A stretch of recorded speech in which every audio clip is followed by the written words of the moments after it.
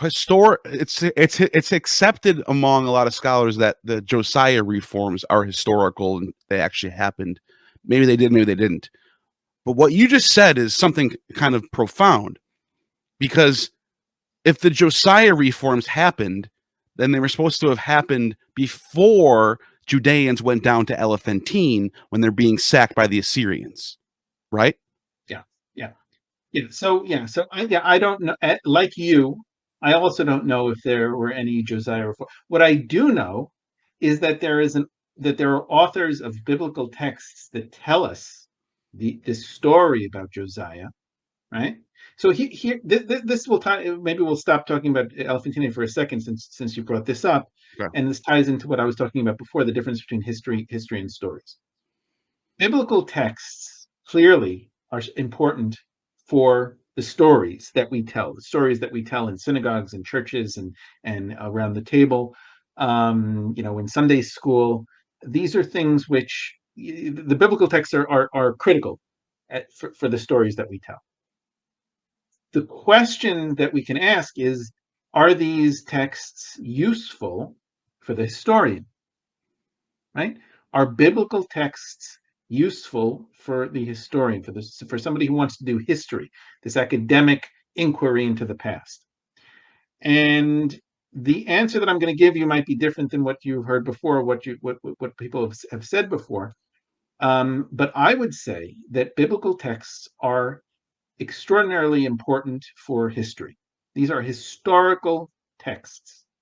Absolutely. But when I say that, I don't mean that we can read the stories that are written in these texts and say, oh, well, that's what happened. What I mean to say is that these are texts that were written in the past, in the ancient past, by ancient people. And as such, these are extraordinarily important for understanding something about the past. What about the past is the question. And the answer is they're important for understanding what, if we take a single biblical text as an example, let's take you gave the example of the Josiah story. Let's take the Josiah story that we find in Second Kings, and we have trouble already, okay? Because we have a story which is recorded in a text which went through editing over time. So it's not as if we have a single author of this story, right? We have the author of the story, and then editing the over time. And this is the case in general with biblical texts. So to be able to filter out the original story, the original core of the story, is not necessarily a simple thing. But let's imagine that we have a core of the story written by a single author. This text now is critically important evidence for understanding what an ancient author wanted to write about at the time. Okay? What kind of message did he want to get across in his writing?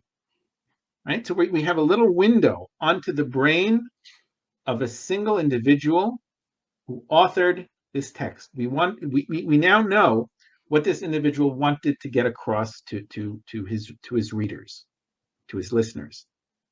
This is incredibly important information, but this is the information we get from the biblical text, not the story itself, right? Not the story that he tells, but the story that he tells, which gives us information about what he had in his head that he wanted to share with his audience, right? So these are two very, very different things.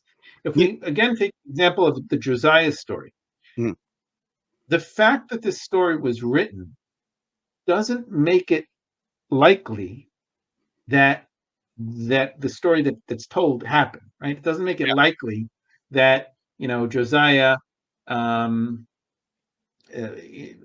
anything to do with any kind of text, supposed Deuteronomy text that he put into practice, right? Is Josiah ever mentioned in any other text besides the Bible?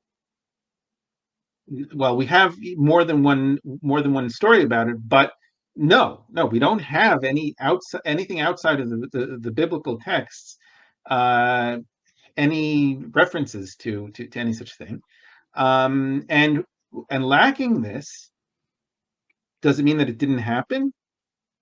No, but it doesn't mean that it happened. In other words, we don't know that. What we know is that there was an author, at least one author, who wanted to tell this story. That's very different than anything like the story having happened. So these are it, it's very, very important to have this understanding of what history is, what Well, stories are, and how we use biblical texts for history. yeah, because it seems to me, and I could be wrong. I want to hear your thoughts on it. It seems to me that the whole narrative about the Josiah reforms seems to be sort of a way to tie together Judean history as it's all about the law. It's all about the law, and they weren't following it. And Josiah tried to save everybody, but it didn't work. It seems to Mhm. be like a narrative that follows throughout the text that the editors are starting to weave into the story. Is that Yeah, safe to say? yeah, absolutely. I mean, we can get into this. We can discuss. What is it that this author, these authors and editors afterwards, what were they up to? What were they interested in? What was important to them? Okay, this is actually what, when we're talking about stories as opposed to history. This is actually what's important. What's important is, what are the ideas that we're trying to get across here? What are the ideas that we want to teach our children, our students, whether in church, at home, synagogue, whatever. What are the important ideas that we want to get across, right? And if we're talking about history, what were the ideas back then that these authors wanted to get across? Both of these ways of thinking, whether it's the history of the ideas that the original authors wanted to get across, or the stories that we tell today, right? All of this, or none of this, let's say, has anything to do with what actually happened in Jerusalem or didn't happen in Jerusalem, uh, 2,600 years ago, right? These are two separate things. As far as the question of what happened in Jerusalem 2,600 years ago, the bottom line is, I have no idea. No idea. And I'd like to know, but I don't. And that's just a fact. I don't know. I do know some things that happened in Jerusalem 2,700 years ago. I know that there was a king Hezekiah. I know that Sennacherib came and did a lot of damage. He destroyed large swaths of Judea. I know I've had my hands covered in soot caused by the Assyrian armies that destroyed sites in Judea, right? And I've been in that tunnel My too. hands have gotten black from that. So these are I know about this. This is something which I know about. The stories that are told in the biblical texts about Hezekiah, that's a different issue. So perhaps, I don't know if these things are new to your listeners, but it actually takes quite a bit of time to work in this way of thinking until it starts to sink in. It's not what we're taught in the synagogue or in the church, Sure. and that's fine. I mean, that they're not doing history, but so I have no critique about that. What I do have critique in is that sometimes people of let's say a more fundamentalist bent will think that stories and history are the same thing, and if it's not history, then it has no value.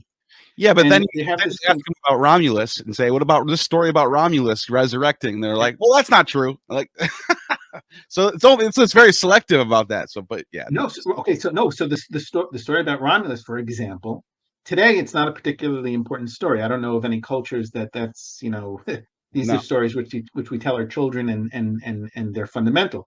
But at the time, for if you were a Roman, this was super important, right? So these were super important stories, and so this idea that if the story isn't history, it has no value, I think is ridiculous. Sure. And it's not, you're not doing any favor to the stories that we tell and that are so important to us by convincing people that if it's not history, that it has no value. I think it's absurd, and it's not, you're not doing any favor to the stories. You're devaluing them by saying that, as an example, right? If I were to tell you, if someone were to tell me that that Abraham has to have been a historical figure.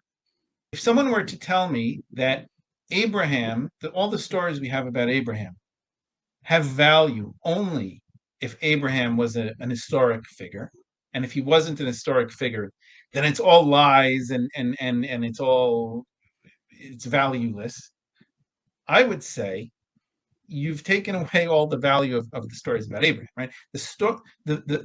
The reason why these are such important stories, the reason why we tell the stories from generation to generation for over 2,000 years is because of this value of the stories themselves. The stories themselves. Abraham has his value because he is Abraham, not because there was some guy that lived in Canaan 3,000 something years ago, right?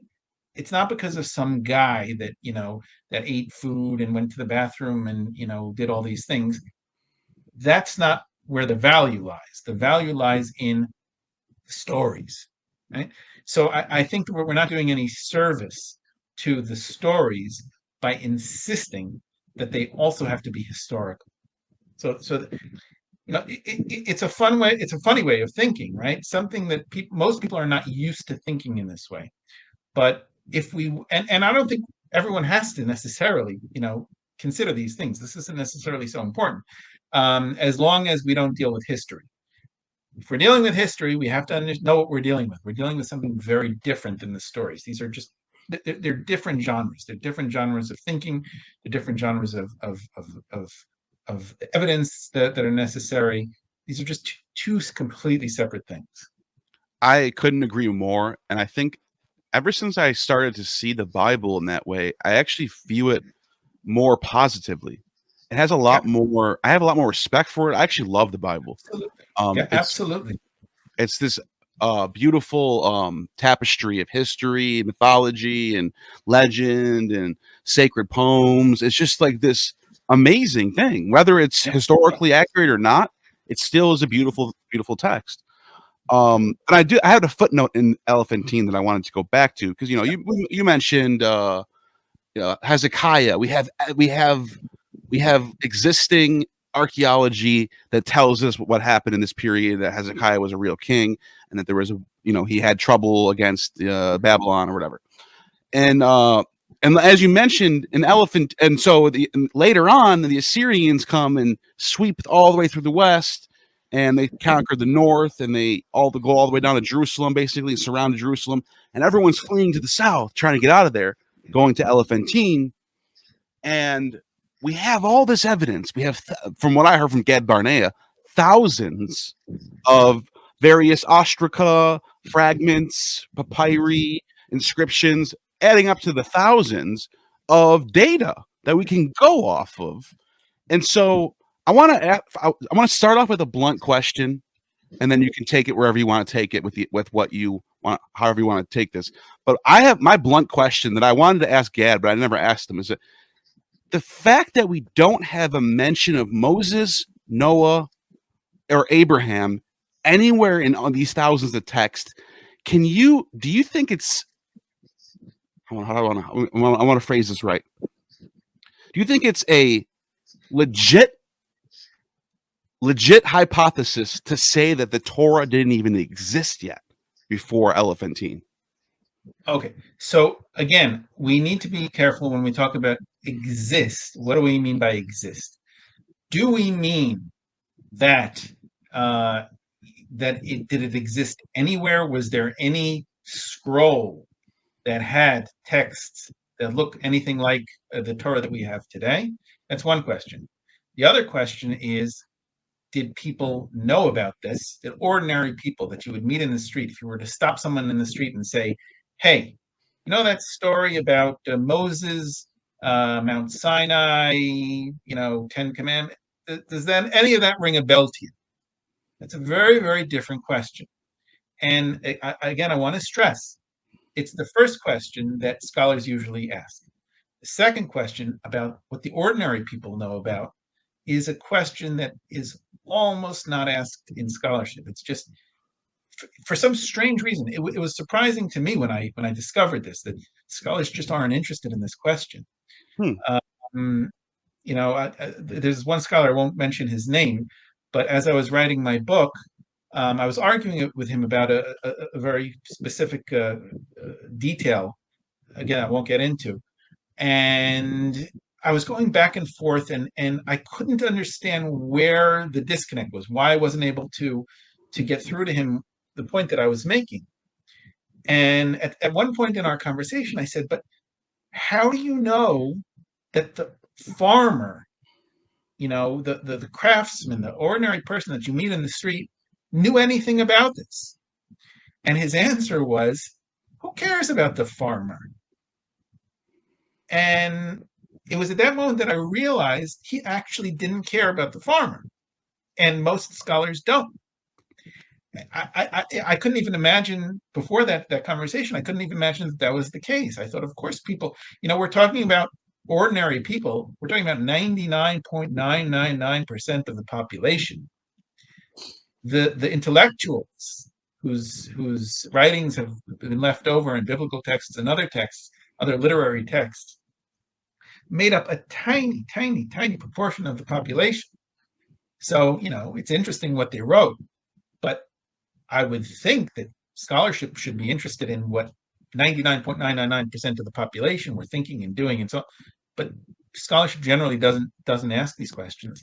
And getting back to Elephantine, we have a window here on one specific community, but the ordinary people in that community, the stuff that they've left over, which is what's so wonderful about it. Getting to your specific question, yes, the fact that we don't have any references to any of the biblical texts, stories, laws, the fact that we have practices which go against, which contravene Torah law, all of this suggests that the ordinary people who were living at Elephantine, the ordinary Jews who were living in Elephantine, again, we're talking about the 5th century before the Common Era. So this is after the destruction of the Judean kingdom, the Israelite kingdom and the Judean kingdom in the late Iron Age.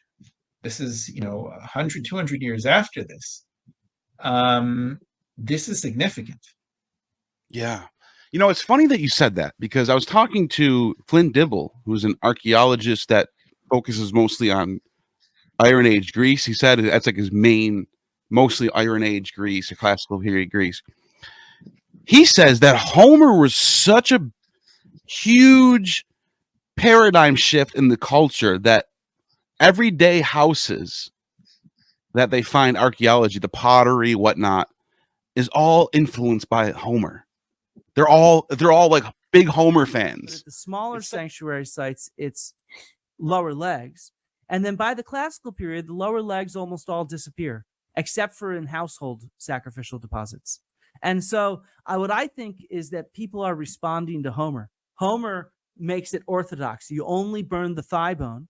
And then a few hundred years later, people are saying, that's how Homer describes things. So that's how we need to do things at sanctuaries. Right. And so they see Homer as describing what their ancestors do. So this is one of the articles I have coming out. And so it's just like, it's how people respond to the way they tell stories. Because it's at that. So it's funny though, is in the Iron Age when Homer's around, if he's around, is people aren't eating much meat at all. There are some animal sacrifice, but like if you look at the isotopes in their bones, the amount of animal protein people consume in the Iron Age is really piss poor.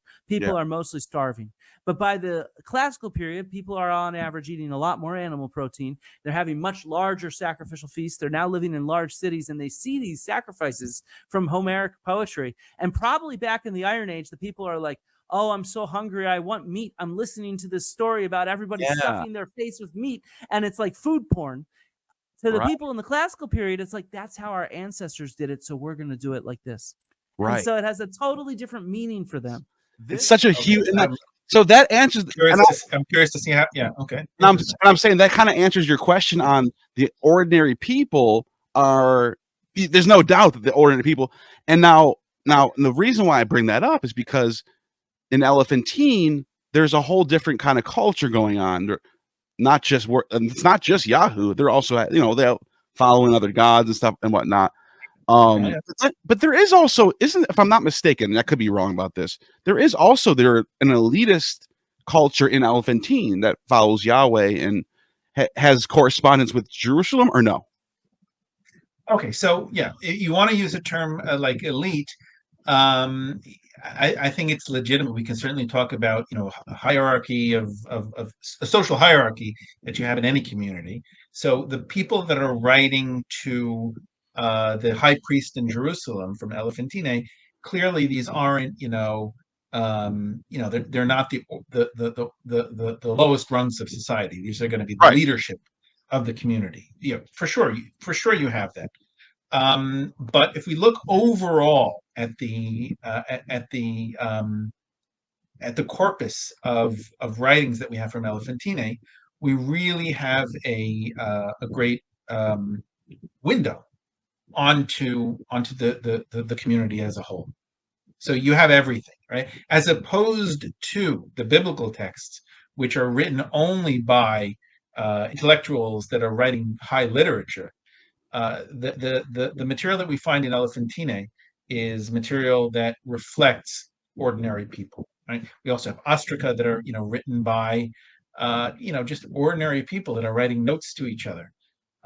So this is, if you can imagine going into a recycling bin or a garbage can where you can pull out receipts and letters and grocery lists and you can really learn about ordinary life. This is the kind of thing that you find in Elephantine that again you do not find. We simply don't have this from Jerusalem. Yeah. What about in Babylon? Do we have evidence in Babylon of the Judean communities? Okay, so we actually do. We actually have evidence in Babylon. I gave that whole long explanation about Egypt, why we happen to have evidence from Egypt because of the climate. In Babylonia, we have a similar situation, not the climate per se, but the way people wrote things down.